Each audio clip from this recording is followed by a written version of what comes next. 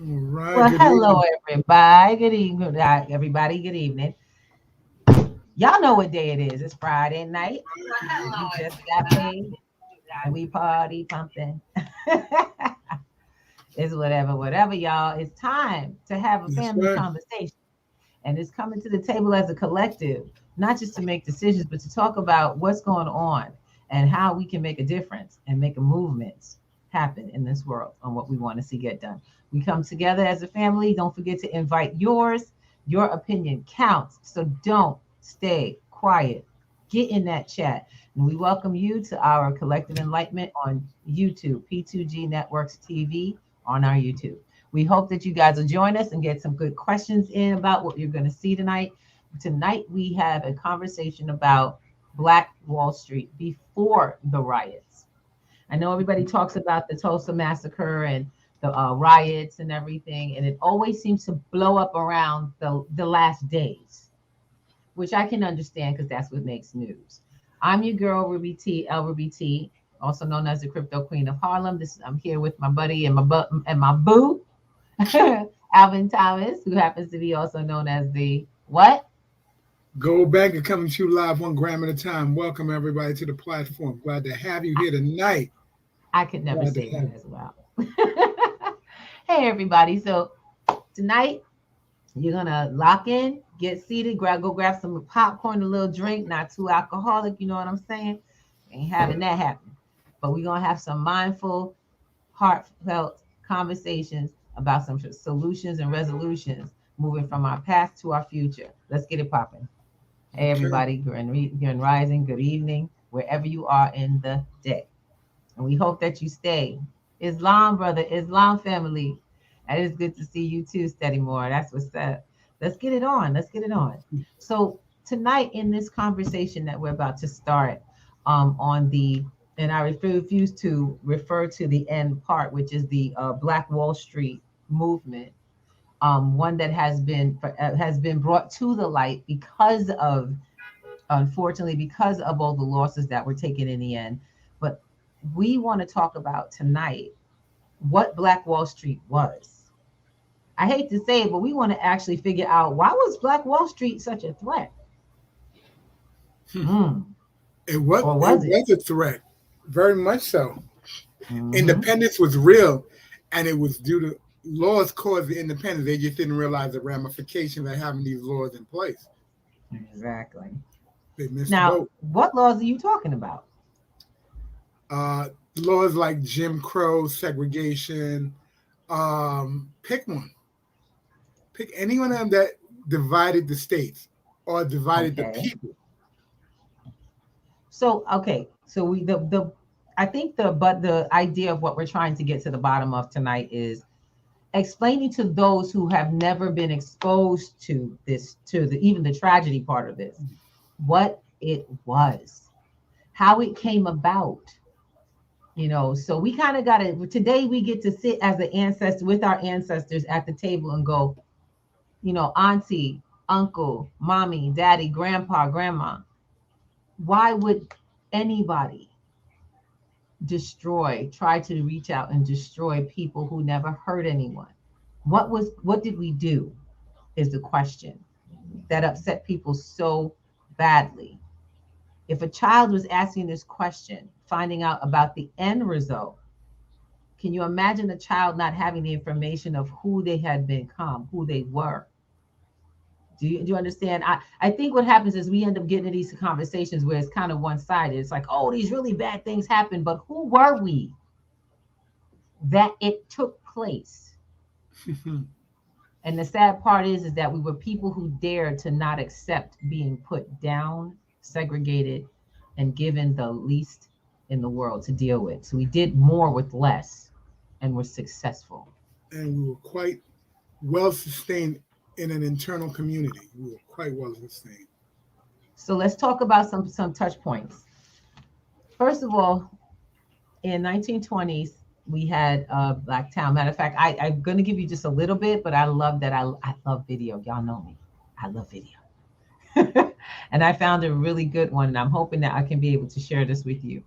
Um, the idea of Black Wall Street or any Black community being successful was taken by communities that had ousted them or segregated them off, and that people of color would do well even with what was left over, with the work that no one wanted to take, and with with they made more with less. Kind of speaks to what we're up to today, right, Mr. Thomas?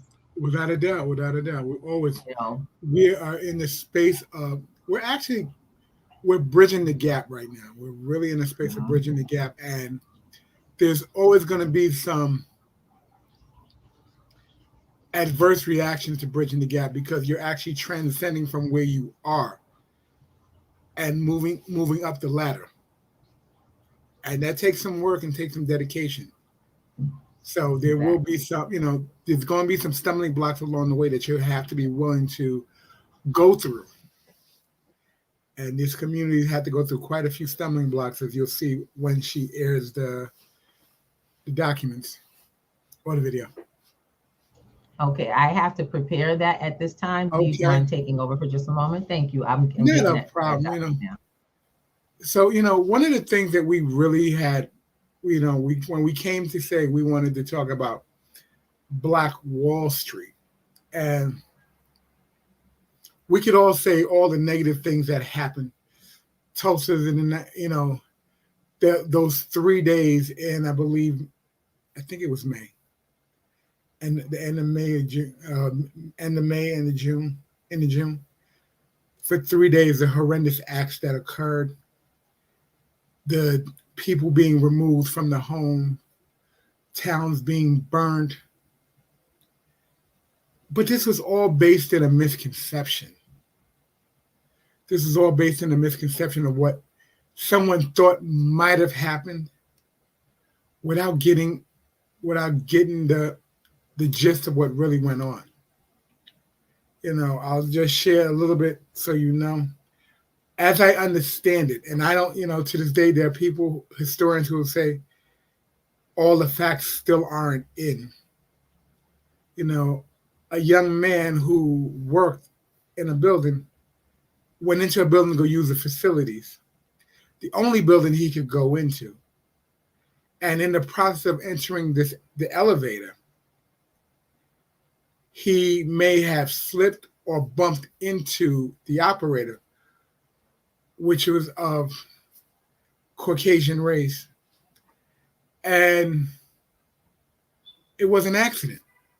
It was said to be an accident, according to what was written, but an accident that got out of hand.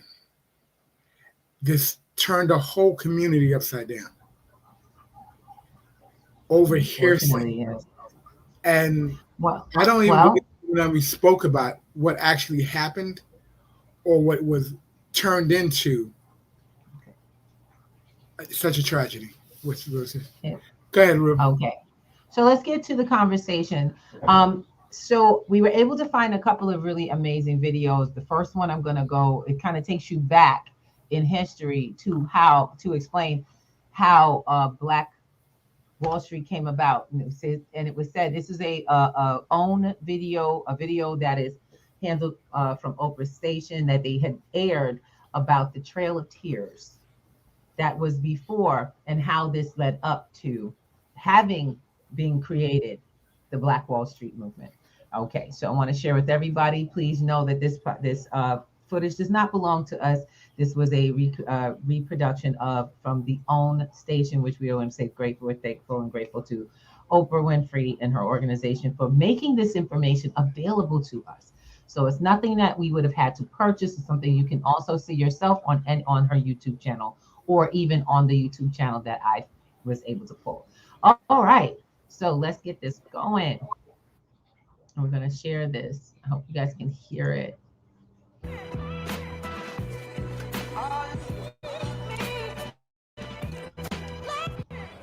The Greenwood District was one of the most prominent and affluent Black communities in the country. It was a symbol of what is possible for Black people in America. But to understand the story of Black Wall Street, we have to go back to the Trail of Tears.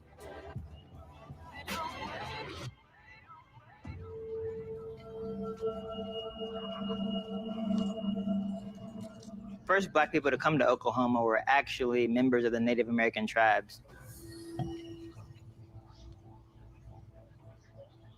The 5 tribes, Choctaw, Chickasaw, Cherokee, Creek, and Seminole, were slave-holding tribes.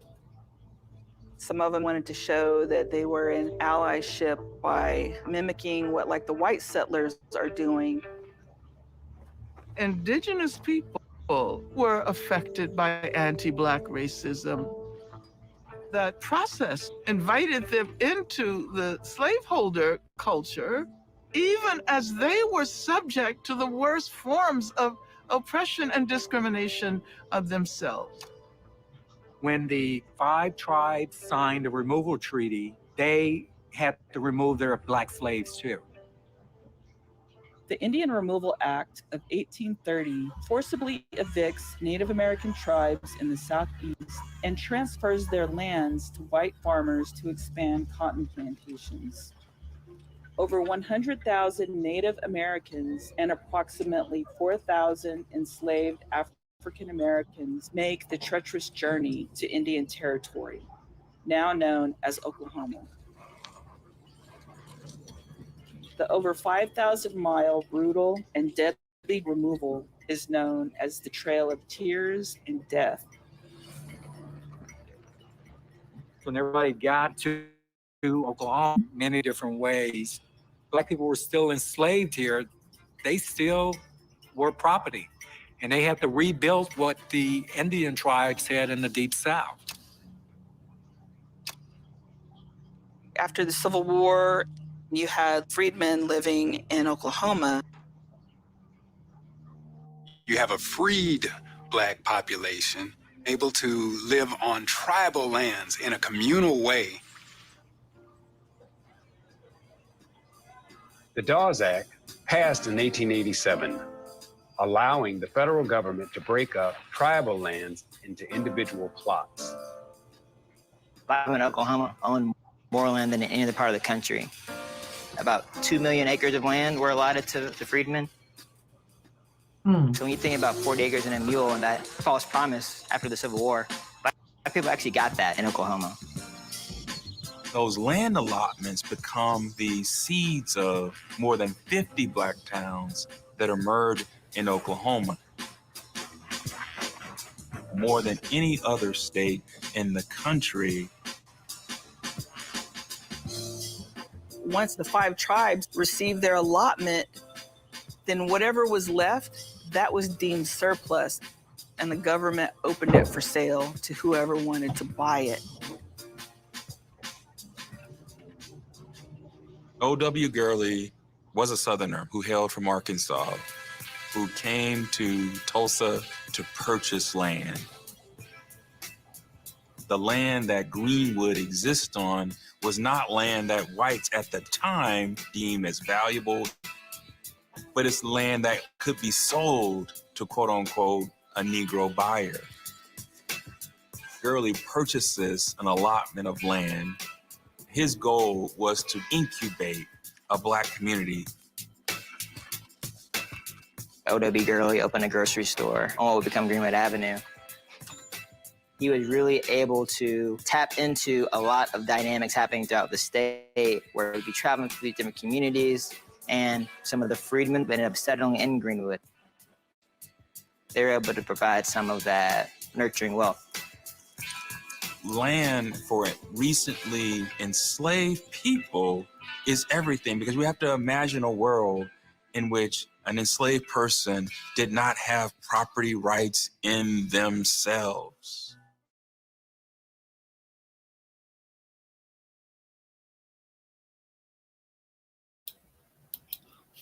Wow. Now, the reality of that, we always hear about, property. There's stuff in the Constitution that says we were 3/5 man or 3/5 person. Now you're moving into a free state as a free slave, but you don't even have property of yourself, and you don't even own you. So how does that affect the transition? And you move this Mr. O.W. Greeley, who started putting together Greenwood. That's a big step. That's a whole transition. And as you saw in the video, he was talking about transitioning or incubation. He was waiting. He bought it in the premise that it would create people coming to that area so they can build around, and to make sure that people can. He created a grocery store. He actually created a grocery store that would actually work for the people. So you can't be. If you live in New York City, there's a grocery store on every corner. Can you imagine being in the middle of Oklahoma and there's only one place to go to get the goods and services that you need, whether it be seed, whether it be flour, sugar? This was a spot that this would be considered the center of town. And O.W. Hurley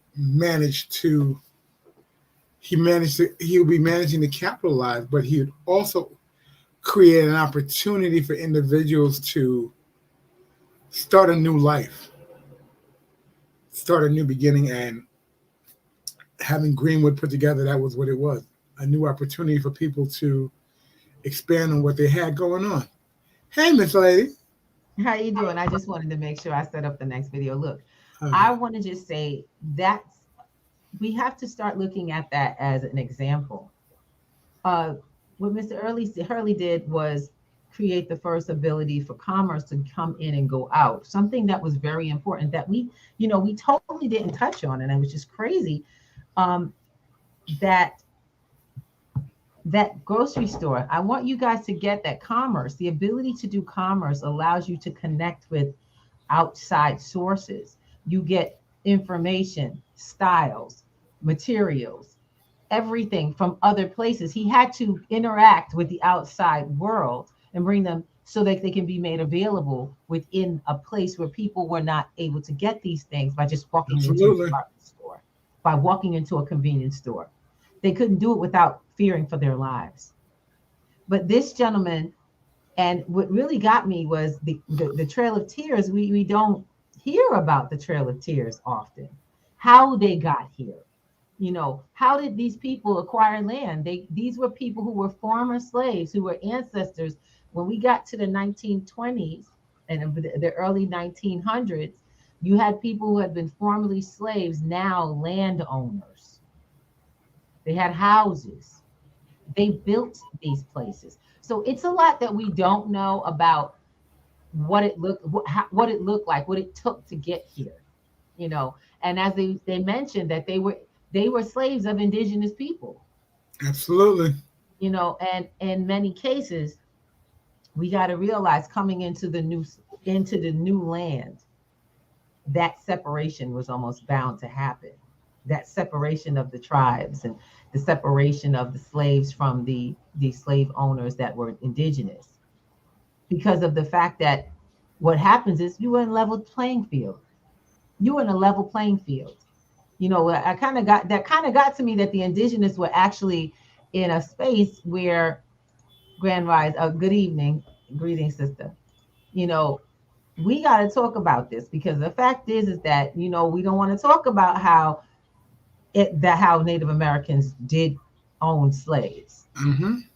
And how in many ways there was, go ahead, honey. They were just emulating what they saw in the South already. And, as indigenous people who weren't subjugated by the theory of slavery, they took part and became cohorts with the slave owners. Well, I can only say that's not quite the truth when it comes that they weren't subjugated as slaves, because a lot of the indigenous were kept in a specific state of slavery, and I guess usually by colonizers.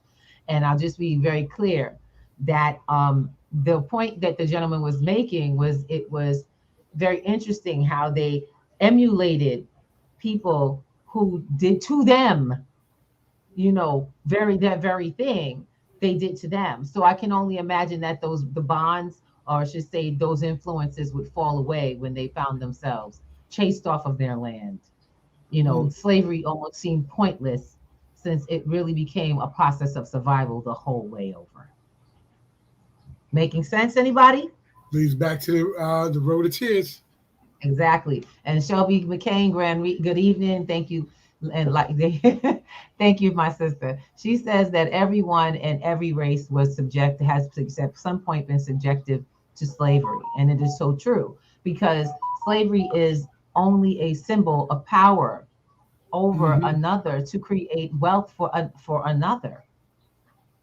You know, many have taken it to a point of inhumanity, but slavery, I hate to say it, has been worked into financial as well as social constructs as a functional way for people to survive. I'm not saying it's the right thing to do or it's a good thing to do. I'm just saying that slavery was not always the inhumane treatment it didn't always lead to inhumane treatment of others, of people.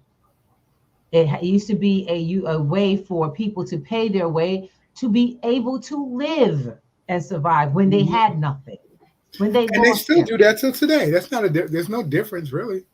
All right. So what happens? Would you rather be a beggar or a servant? I would rather be a servant. And I'll be very honest, because the ones who serve are then repaid in skills and growth and gratitude. But being a slave does not make you a property or put you in it should not put you in danger and in jeopardy of losing your humanity. That is a whole nother thing. And I think we don't study that, and that becomes a problem. We don't study the history of slavery or where it came from. We don't even study the word. I mean, we just have a whole conversation on this. Absolutely. Look, we just touched on this with the whole Whoopi Goldberg thing, not understanding race and the situation with somebody. And I'm like, now we're arguing one plight over another. Let's stop this. Let's come to understanding and be realistic about some things. All of this stuff goes way back, and it comes from Slavics. You know what? I'm just gonna put this up so people can see this. I got some Moors in the house. I got some folks in the house of education, some folks that have some knowledge. Okay.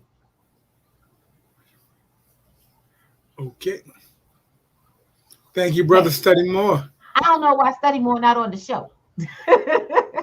We got to get Study More in the show. But we're talking about Tulsa. We're talking about the Greenwood area of Tulsa, guys. The Greenwood area of Tulsa became one of the most affluent areas in Tulsa, Black-owned, Black-run communities. Why?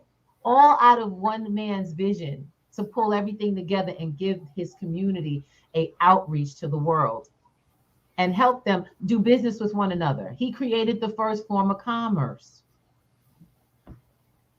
Give me a second. Here we go. We got some knowledge. So he says, yes, as a so-called slave goes to a mentality of people who don't want to enlighten themselves. True that. Thank you. So many things. Oh, that's right. You don't be reading too much. Never too much. You got to give people a break sometimes. No, you don't. You got to keep giving them the love that you do and information. Guys, we fail. Our lives fail for our lack of information. If you don't know, you can't grow, and you sure can't excel in life. We have got to be the kind of folks that are willing to listen to our brothers. It may not make sense right now, but guess what? You done got something that you'll be able to use later.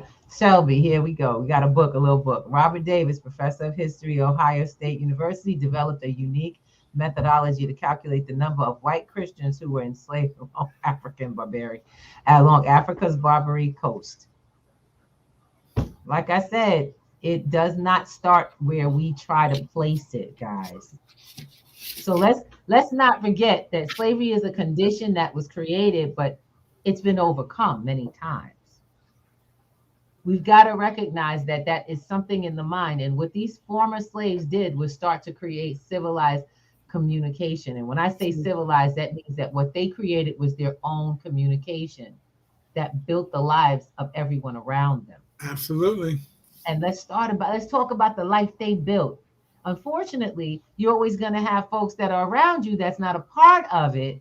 That's going to be a little jealous when you're successful at what you're doing. American citizens properly. Look up citizen legal definition. Brother, we're going to promote your book later. Thank you. We as people were never slaves. Thank you. Qualification of slavery is that where it stands, by who gives it definition and word. Absolutely. Let's do it, y'all. First thing. All right, so I'm bringing up the next video. We're going to pull in some more info. Greenwood, Oklahoma, 1921. The north side of Tulsa was a prosperous community, exclusively black, because Jim Crow laws prohibited Negroes from living in white neighborhoods, where it was said more than 3,000 Ku Klux Klan members resided in the area. At that time, there were countless all-black communities, like Greenwood, scattered throughout the U.S., 60 in Oklahoma Territory alone. Greenwood, however, was the jewel of Negro America. Though white Tulsans called it Middle Africa, Booker T. Washington gave it the name we know it as today, Black Wall Street. And it was the wealthiest black community in America, where black men and women came to pursue the American dream.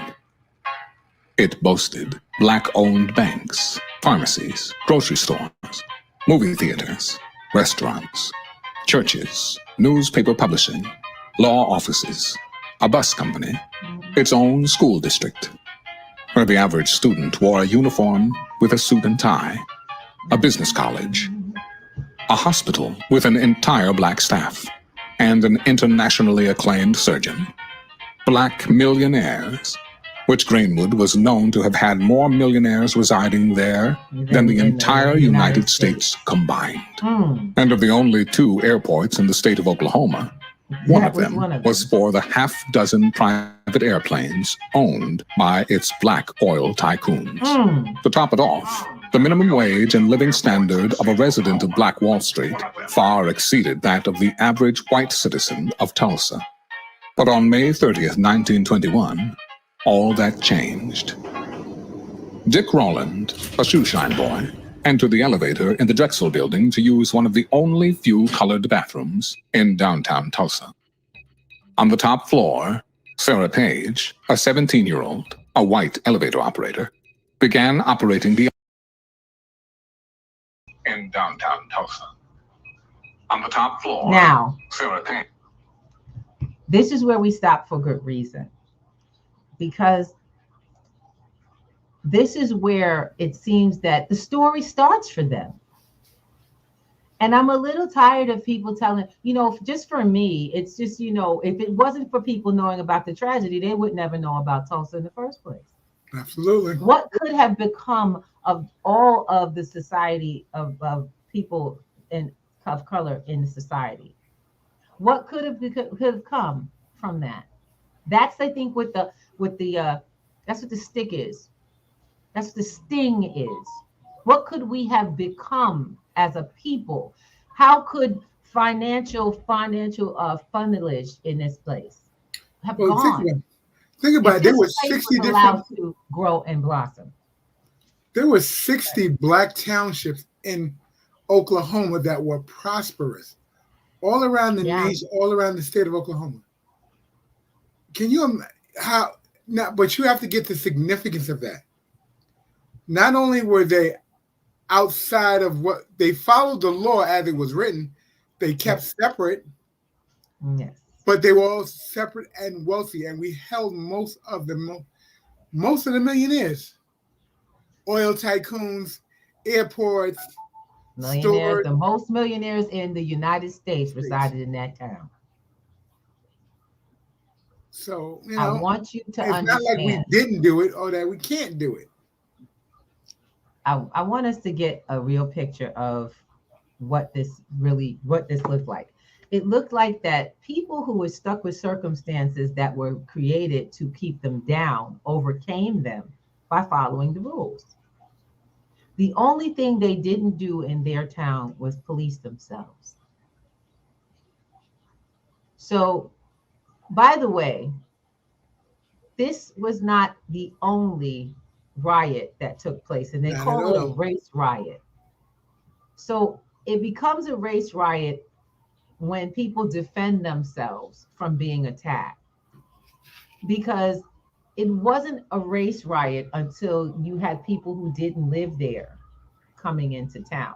And let's take a trip into what took place afterwards. Because like I said, I want to talk about first what happened before. Let's get into who they were. What would they do? What was the contribution?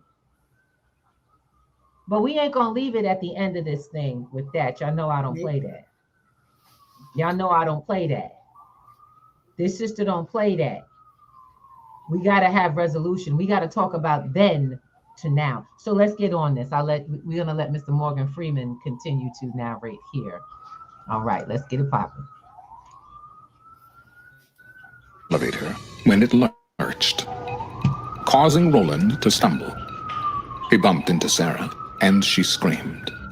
Roland, knowing what Frederick Douglass had penned as the truth with regards to the treatment of black men in America, to be accused was to be convicted, and to be convicted was to be punished.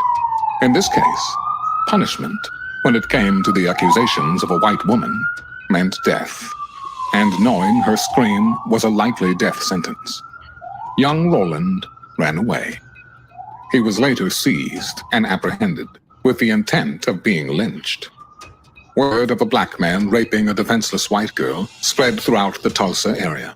Dozens and then hundreds, until a mob of over 2,000 white men gathered at the county courthouse demanding justice.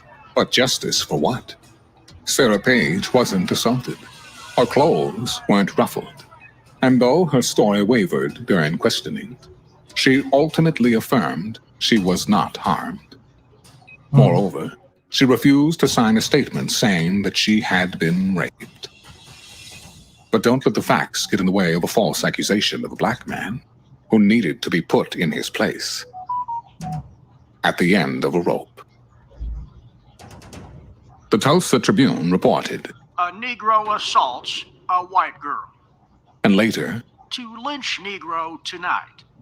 with no basis in fact for the allegations of rape, the mob persisted in their demand for justice of a white girl who emphatically stated that no injustice had been done. Walter White of the New York Evening Post wrote, Chief of Police John A. Gustafson, Sheriff McCullough, Mayor T.D. Evans, and a number of reputable citizens, among them prominent oil operator, all declared the girl had not been molested, that no attempt at criminal assault had been made. Victor F. Barnett, managing editor of the Tribune, stated that his paper had since learned that the original story that the girl's face was scratched and her clothes torn was untrue. and there you have it. Fake news. But the damage had already been done, and the wheels were set in motion. Armed black World War I veterans were among the less than 100 members of the Greenwood community who came to prevent another lynching of a black man, as thousands had been lynched since the generation of Reconstruction. A verbal confrontation led to a shot being fired, triggering what would soon become the most bloody racial conflict in American history. Some 500 members of the white mob were armed and deputized by city officials, and those who didn't own weapons looted stores to obtain guns and ammunition along the way. Thousands of angry white men descended upon Little Africa, as a few white families provided sanctuary to those fleeing from violence. Over the course of 24 hours, the mob looted, murdered, and razed the wealthiest black city in America to the ground. Eyewitness testimony stated a dozen or more planes circled the black area, dropping burning turpentine balls over the city of Greenwood and firing bullets at black residents young and old, gunning them down in the streets.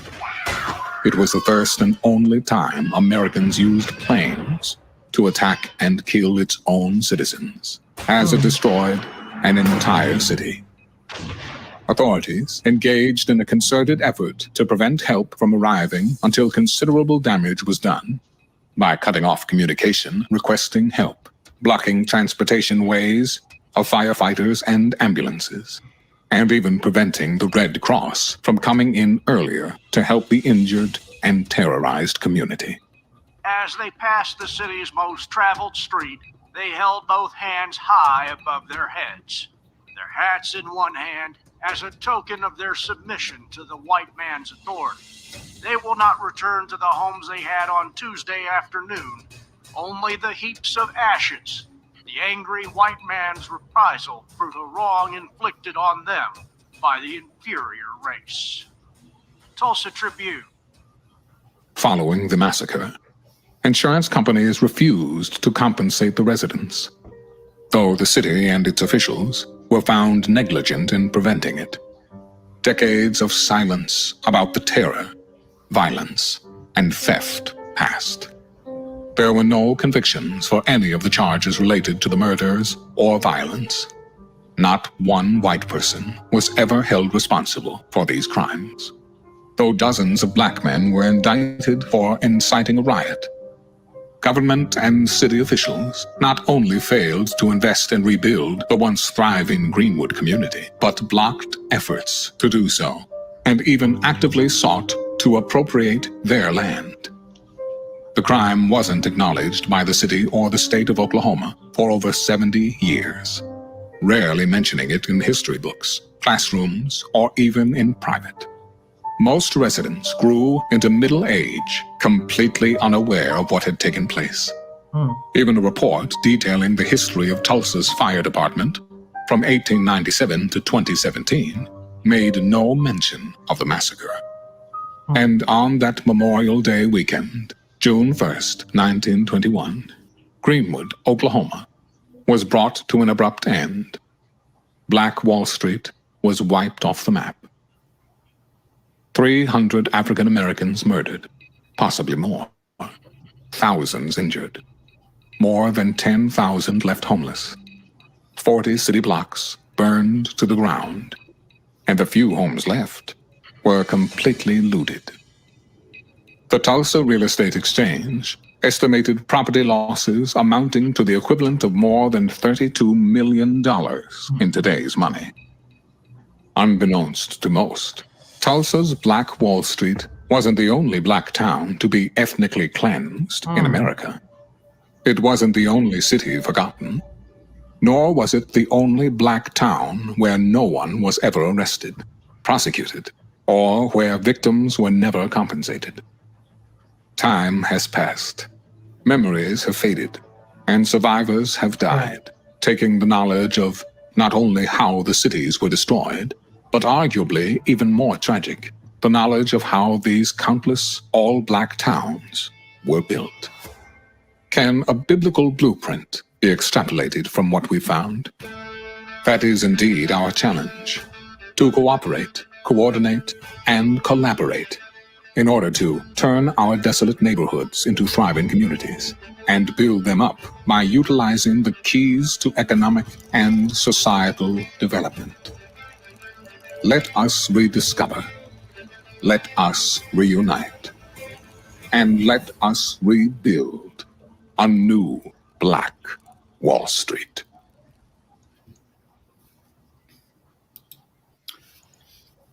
Even if you didn't get everything, if you just listen to Morgan Freeman, you're motivated.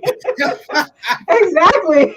Just listen to Morgan Freeman. Okay, calm down. Show you a bridge. He said blackwallstreetresurrection.com. Check out the website, please. Yes, indeed. By all means. As a matter of fact, I will put that back up for anybody who wants to take a look. That's how the video ends, and you can get that on YouTube as well. We will drop the link for you. Please stay connected to the process. Please do. We are hoping that. So I want you to understand, we don't tell stories to tell stories. Okay, we tell stories so that people don't repeat history, that lessons can be learned and we can move forward into a better, brighter light of life. Absolutely. We do collective enlightenment because we feel that we knew as we grew up, all of us, that there was something missing at the kitchen tables. That there was something missing as our moms kissed our head and when we went off into these public schools and was getting this education. You know, as we were being taught to be good little students, you know, and get that good education so you could get a good job and then you can get, you know, you and your family will have a great place to live and you can go on vacations and, you know, you have homes and you have a great retirement and you retire comfortably if you work somewhere and give your time and your life for it. Well, that American dream died a long time ago. Absolutely. People just have been repeating it as though that's been in existence because there was something missing in those conversations. The conversation was that you could actually rebuild this. You could actually be a provider of a community. You could build communities that sustained itself. You know, there's always the conversation of what we can do, how to do it. All we're missing is the action behind it. Or all that's been ever missing was the action behind it. There's always a lot of great conversations. Always great conversation. You know? I'm down with looking for the blueprint. I don't know about everybody. I'm down with looking for the blueprint. Look, because to be honest, what we need right now to be really community real, collaboration. Those were key statements. Exactly. You know, I want communities and neighborhoods that say come into a hood near you. It's time. You know, it's time. Who can you connect with in your community that does something or provides something of value, of use, and you'll do business and you get other people in your community to connect to that local business owner. And other local business owners tie into their business. Not a one-shot deal. We can't all sell jewelry and great scents and body lotions. You know, I love you all. I love my people who are very creative, but I'm gonna tell you right now, you missing the mark. When we teach in cryptocurrency, when we teach people about financial and economics and using crypto, it's to change your mind frame about what's needed. Business isn't about doing what you love and then hoping a lot of people gonna provide for you so you can have a business. Business is about serving people. You got to get providing a resolve to their problems. And the ones the people who answer the most problems are the most prosperous. Absolutely. Come on, somebody, let me know. Give me some love here in here if y'all listening. If you listening and you understand that business is about, and commerce is about answering people's problems, not assuming that what you have will solve something for them one day. If you look at any of the big chain stores, they provide a service. They answer the problem. Where do you go to get the goods and service that you need on a regular basis that's accessible to your community without you having to go miles and miles away? That's what I loved about the gentleman in the first video. We watched a man become a provider, a server of a large community. And I'm pretty sure he didn't do it by himself because he had to have people to deliver the goods. He had to have people to service. He had to have people to stock and store. He had to have people to help him to make sure that, you know, not just deliveries came in, but things got out to the community. Where do you think the first newspapers get started? In small locations. You know, we talked about this last week, and, you know, it's very relevant to what we're saying tonight. You know, average people talk about average things. Rich people talk about, what did we say it was? I forgot. I'll break it down for you. Poor people talk about people. Okay. Rich people talk about events. Wealthy people talk about ideas. Absolutely. You got to figure out where you spend your time in your conversations. I'm trying to let y'all know. You have to figure out where you are in the conversation, what you spend your time talking about. Girl, let me tell you what happened last week. Girl, let me tell you what he did. Let me say the rain. Oh my God, the weather. My question is how are we going to come up out of this situation? What we going to do? I got a plan. What you got a plan? What you want to do? I got a situation. What are we going to do about it? This is a situation. I know that there's a problem that needs to be solved. I got some ideas. What about you? Let's talk about it. Let's get it popping. Let's see how we can come up with some answers. That determines how you go at that conversation. Some people are gonna look at it, whose fault is it? Some people are gonna say, what happened? You know what happened? That's then some fine. people are gonna say whose fault it was. That's fine too. And then there's gonna be people already trying to figure out how to figure it out, how to fix it, And that's how to the work key. it out. You got to figure out of these three people who you are, because Tulsa was not built by people who talked out people. They already knew the problem. They knew who the problem was. And they didn't need any more conversation. They just needed action. And they took action where they saw that they wanted to live the life they wanted to live.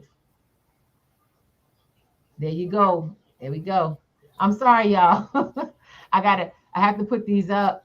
We got a lot of talk in the chat. I appreciate y'all interacting. Let's do it.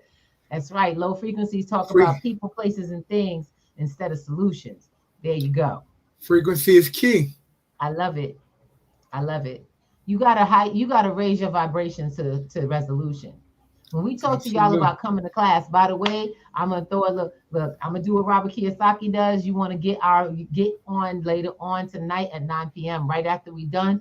Go sign up and get your ticket for Crypto Jeopardy with the boomers, because boomers are gonna do Crypto Jeopardy at 9 o'clock. You want to be in the mindset of those crypto boomers so you can find out what's going down in this crypto world. Absolutely, absolutely. There's prizes in the whole nine, and we're definitely broadcasting it. So if you'll be back up on here. Don't forget to come back here if you want to watch it, but don't forget to get the link. Get on the website P2G Networks if you want to play it for prizes.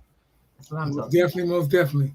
That's what's up. We're gonna be playing it seriously. I'm letting everybody know tonight is the night. You got an invitation. Everybody's welcome to come in, and we're gonna be posting it up. I love Shelby. I really do. Shelby, what's all that about? Oh, good Lord. She was disturbed by the Tulsa massacres. But, I really, what the point of this conversation, it really is the fact that before the massacre, before the burning, we as a people actually put things together that were actually beneficial to our community. If you watched the video and you paid attention, we were one of the first national banks, all Black run. Yeah, managing finances for multiple Black businesses who had no other choice but to do business with each other because they were kept out of mainstream commerce. Right. They were told, we didn't want you there. They were afraid for their lives to go to a shop or a deli or somewhere in the neighborhood because of the high level of Klan members that lived in town. Mm-hmm. People who were already biased to them. Why would you want to do business with them? You had to work your job around them and for them in some cases. And so what I saw was, where'd they get the money to build this town now? Where'd they get the money to build these towns? Well, remember when you bought the land, one of the things back then was you got a stipend for the land as well. If you think back to Oklahoma when they actually did the... Nope. Yes, look at the law. Nope. I'm going to share something with you. Did you get something I didn't know? I'm going to share something with you. These were people who got their money from working in those homes, in white homes. They got their money earning it from these white homes and could not spend it without fear of their lives in those neighborhoods. True, very true. So get that. It backfired. That whole law backfired on the people who created it. The Jim Crow segregation laws and rules backfired on them. You had more people in Oklahoma owned at that time in Greenwood owned their own home than people in the other areas of Tulsa, in the white areas of Tulsa. You had a lot more white poverty than you did in Black areas in Tulsa. And to have the crowning jewel of all of Tulsa be a Black town Can you imagine? But the one thing is, we made more in Greenwood, just working in Greenwood, than we did in the other towns. Come on. We were paid higher than our counterparts who worked over in the other towns. Because we could. Because we paid ourselves. Our finances would go from the households that we worked at a low rate, and we could then afford homes because now we made homes available to our community by being able to create loans. We had our own banking system. Yep. We created loans, which then got paid off over time by family members working together to build, because they couldn't go anywhere else and waste their money. You had to spend it in the community. It took the funding how long to leave a Greenwood before it left Greenwood? Not sure. That's a good question. It took it over 300 days. Say that again? Over 300 days before it left. The funding left the community. That is phenomenal. Today, I'll tell you this much.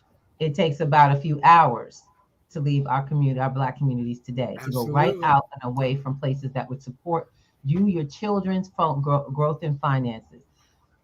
What's going on, guys? Every 6 hours, we need to build the blueprint. Now, I'm not getting involved with all of that. I'm still looking. I'll let you know. Our people are the biggest consumers, but we have less to show. We don't run the supply chains. We don't run the product creations. We don't do any of that, but we spend more than anyone else. So I'm going to just share a little bit about my idea. Really, what's the missing? I knew you were going to come with that. I was thinking, I like the idea of consumables. I don't know if anybody knows what consumables are, but when you use consumables, the stuff that you use all the time, you have to live off of. Things that your budget goes to all the time, like toilet paper, toothpaste, bread, milk, butter, all the things you have to replace in your home in order for you to live. So what if you had a grocer that was in your neighborhood and he was a green grocer that provided bread, juice, milk, also diapers, different things that you bought in your house, water bottles, everything that you needed to go shopping for came from one big warehouse Black owned, and all of the products that were made in it were also made by people who were in that community. And it doesn't have to be Black owned. It just has to be in the community, because Black Wall Street is not about Black. Wall Street is about community coming together and working. How many of these could we build that would make this American dream happen? First of all, go ahead, Ru. I don't want to cut you off. Finish your thought. Where you would completely lose yourself to what it is to be a human being. Again, and not a color, a race, or some construct someone came up to call you or make you think you were, so that they could define themselves. Talk to me. We got a lot here. Aldo. Got a lot of woo! I love it. One of the things that I think is very important, and it speaks to what we're here. You said, you were sharing that we in Greenwood, we kept the money in circulating over 100 days. 300 days. I'm sorry, over 300 days. And currently, we keep funding in the community anywhere between 6 to 8 hours before it leaves. What does that mean, Mr. Thomas? How would that slow down? How would the community change? Baby, can you slow down? Because I think you have to explain what that looks like. Okay. So, financially speaking, 6 hours, if the money in your community lasts 6 hours, you get paid on Friday. You do your grocery shopping at the store that's in your neighborhood. The person who runs your grocery store has no attachment to your community other than his store resides there. So you go in, you shop. The money that he does outside of paying the rent, which doesn't go to the community either, because 9 times out of 10, the person who opens a grocery store in your neighborhood gets what's called a tax abatement. And I am not a financial advisor nor a tax consultant. You can go look that up at city planning or how people do business. You can look that up yourself and find it out. But I want you to realize that money doesn't come to the community. It goes outside, and then he takes what he makes in the community, takes to the community he resides in, and then spends the money that he made here in that community and develops the community that he's in. He pays Most rent in Harlem his communities neighborhood. don't keep, with all the consumables that our people create, each one, say each time you spend $1, within six hours, 60% of that money has left the community already. 60% of the money has left the community. But And I you're think wondering why you can't get a park for kids to play in. You're wondering why you can't get the streets fixed. You're wondering why neighborhood policing is the way it is opposed to where it should be. Because And the I people, don't. This is not a pick on any particular agency in the police, because I have mad respect for what they do. I respect the fact that they come out in the street and do what they do.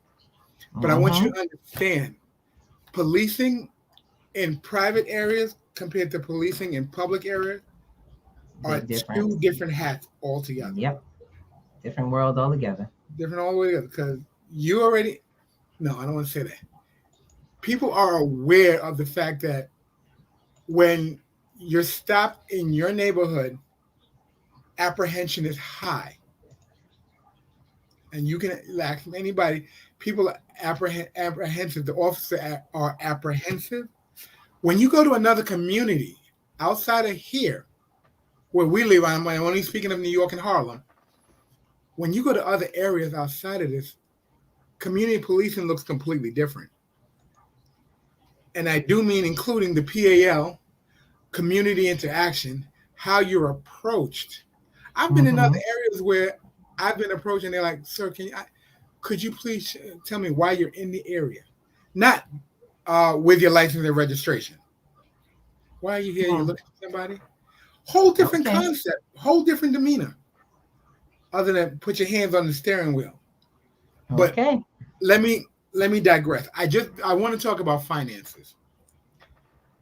6 hours, 60% of the value is gone from your community. You know what the 40% covers? Their rent. They're maintaining the front, advertising. That's what stays here.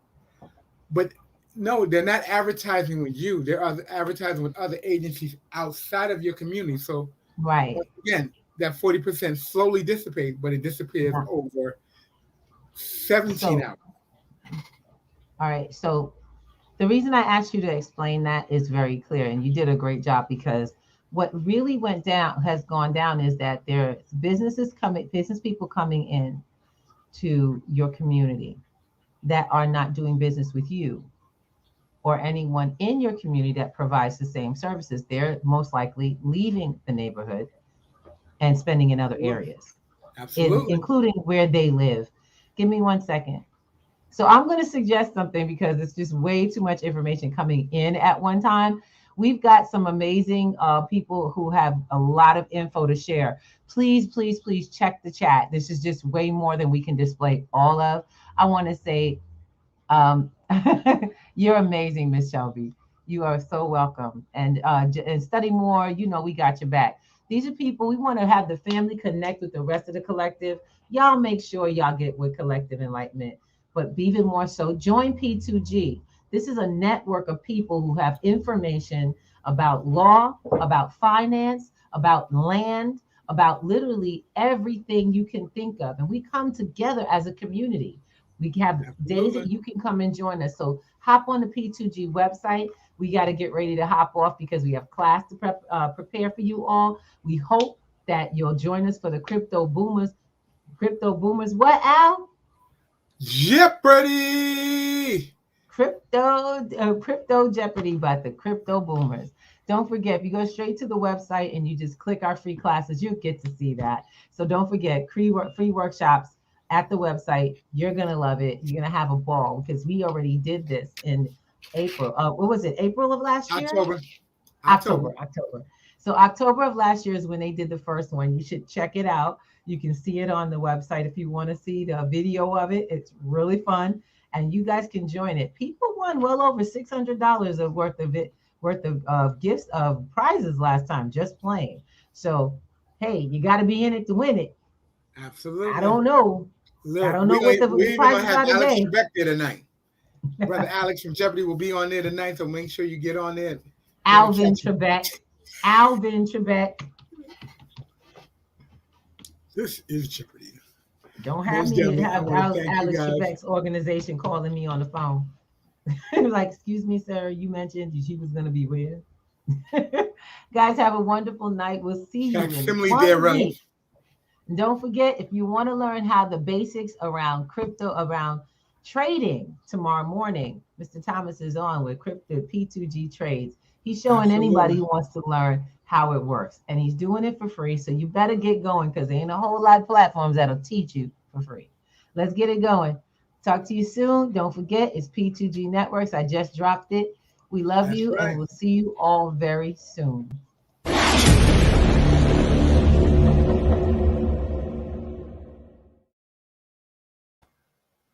All right, babe, gotta go.